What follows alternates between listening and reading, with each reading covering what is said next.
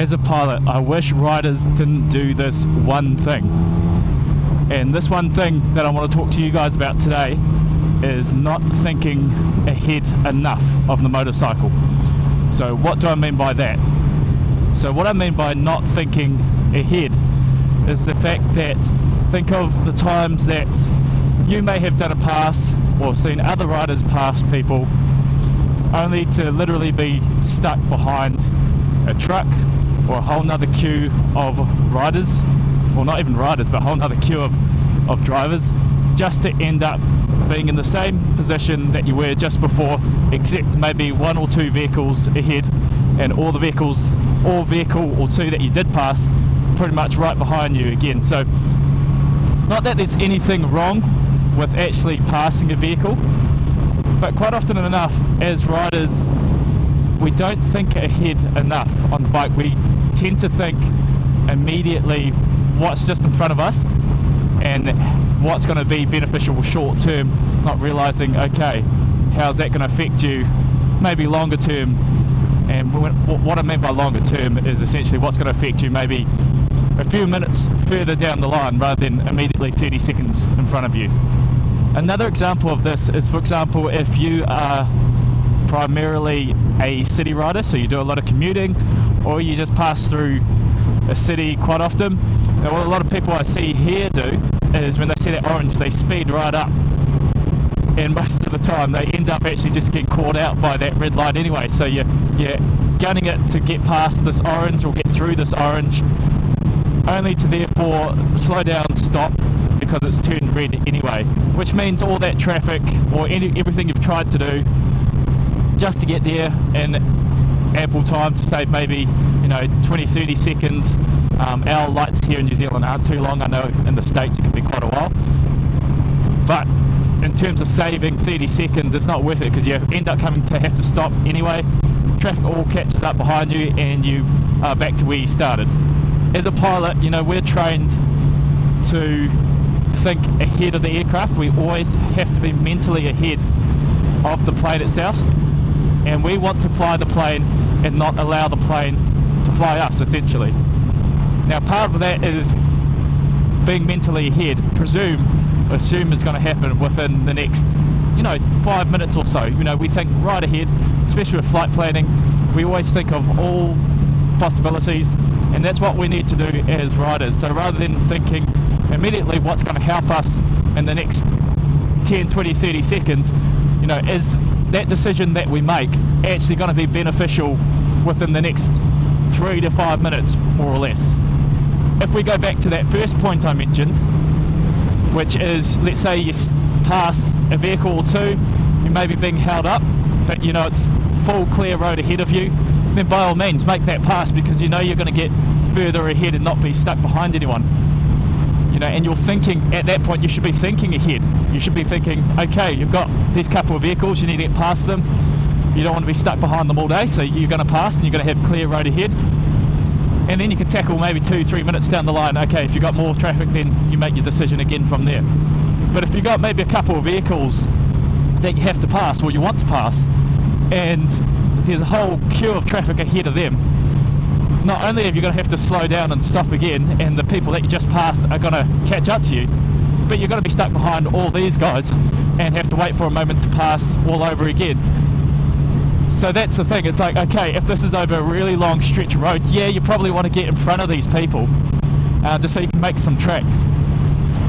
But if your destination is not really far from where you are, or if it's just a few miles down the road, then there's no point going through all that hassle, speeding up, trying to pass these people, to 5 minutes later, 10 minutes later, coming to your destination, having to stop, and then everyone that you just passed is pretty much just behind you anyway. You don't save any time, and you're making more risks by doing those passes, potentially in a more dangerous scenario. So, that's just one of the things.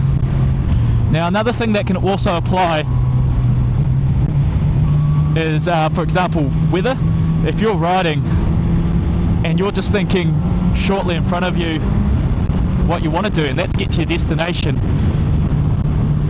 and you can clearly see, all this bad weather ahead of you, you should be thinking to yourself, is it worth getting to where you need to be unless it is your only mode of transport, but getting where you need to be, even if it's just a joyride, potentially being stuck out in torrential rain, wind, whatever it is, you know, you need to be thinking ahead through that, and if it's going to be worthwhile, rather than, okay, just in front of you now, it's all good, 5 minutes later, you know, you're not giving any thought to that, whether that could be that, you know, that bad weather ahead of you. So that's another wee example.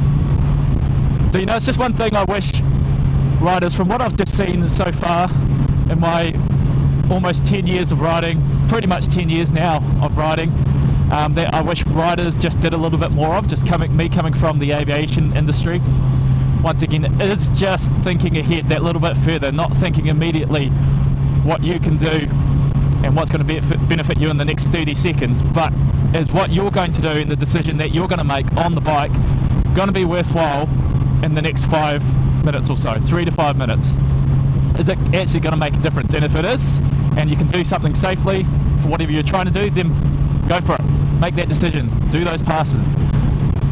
However, if it's not, if it really isn't going to make a difference and you're going to save no time by the end of it, then just reconsider, maybe take a step back, relax a little bit, don't be on edge, don't put yourself in any dangerous situation, because what we're trying to do as riders, and what I want to spread to the motorcycling community, is that we want to be in this for the long game. We don't want to be short-term gung-ho and then something happens and that's your riding career done with. You know, you want to be able to enjoy riding. We all want to enjoy riding, that's why we do it. In the piloting community, we say there are old pilots, but there are no old, bold pilots. What I mean by that, there's no old pilots who are also extremely bold, who have done wild things, most likely because they've got themselves into a pickle or into an accident, and or even death, and ended their flying career entirely. So that's what we're saying we have in the aviation community, and I'll try to bring this to motorcycling.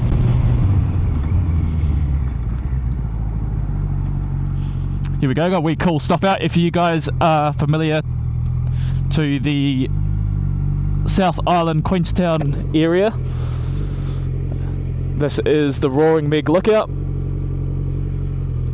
So I'm only just going to use this as a turning point, really. Awesome spot on a nice sunny day though, if you're stopping by, coming through between Cromwell and Queenstown. Might have a good stretch of road ahead of us, so I'll have a wee look. What have we got? We're all good here. Oh, a little bit slippery on the back tyre there.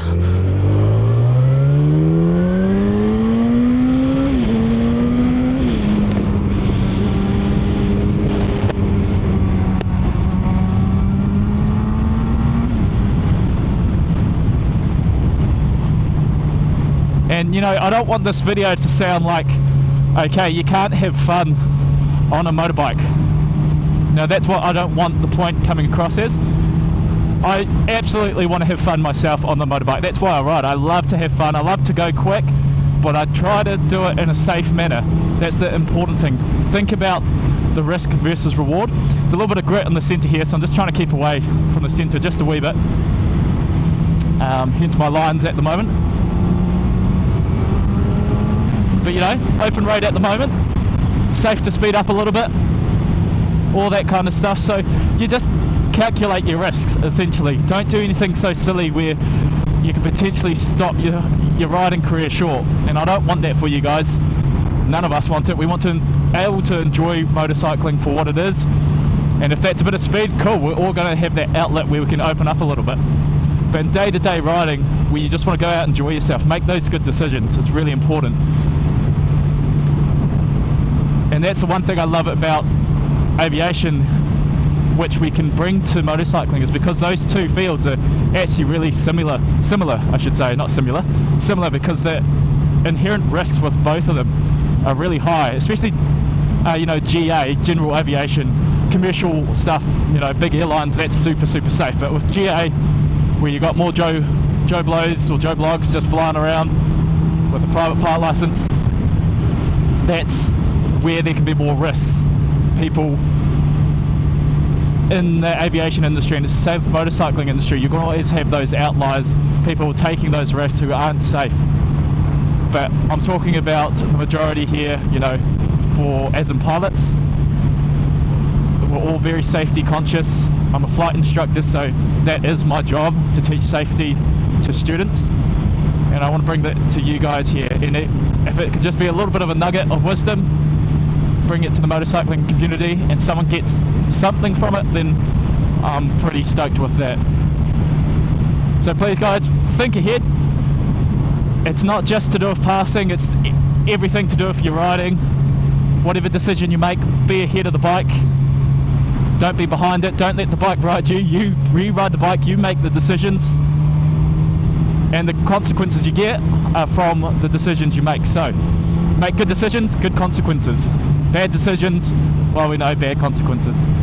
One thing I want to touch on as well is also on this topic, talking about group rides too. Too many people, especially new riders, feel that pressure to hang with the group, who are people that could be 5, 10, 15 years more experienced than them, trying to hang with them through corners, through the straights, not realizing, you know, their own ability level at this point in time.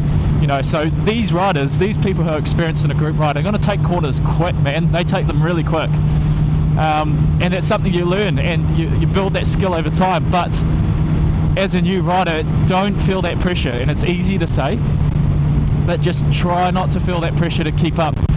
Ride your own ride. That's the most important thing. And if you feel pressure, if you're a person that's prone to feeling a little bit more pressure, just hang to the back of the group. Stick at the back. You're going to feel no pressure, because no one behind you coming up your butt, and you feel like you have to keep your speed up or whatever. But if you're behind the group, make sure you're not pushing to keep up with the people in front either. That's not something you should be doing unless you have that skill already. So that's just a wee tidbit for new riders there. Whatever you do, don't feel the pressure to keep up with everyone. Ride your own ride. We're in the thick of winter at the moment, so we've got good snow-capped mountains, especially as you go towards Wanaka. You see a lot of snow on the hills, which is really, really nice. It's really cool at this time of year, and it makes for great riding, good scenic rides. But it's cold. It's definitely cold. So I've got my heated gloves on. I've got my nice thick winter gear on. So I'm nice and toasty at the moment. But the mornings, especially when commuting to work, can get freezing. If you're new to this channel, please support the channel by subscribing. If you like what I'm doing, trying to bring some of my aviation mindset and perspective to the motorcycling community, please support the channel by subscribing. Help me grow, help me help you. And if you haven't seen already, you can download, I do have a free PDF, which is a 6-step checklist on the aviation mindset for your pre-ride. Everything you should do for your pre-ride on your motorcycle before you even go out. And this is adapted from what I use in aviation before I go out and fly. And it applies really, really well to motorcycling at the same time. So be sure to download that. I'll put a link in the description. If you guys have any comments or questions, chuck them below. Thank you so much for watching, and I will see you guys in the next video.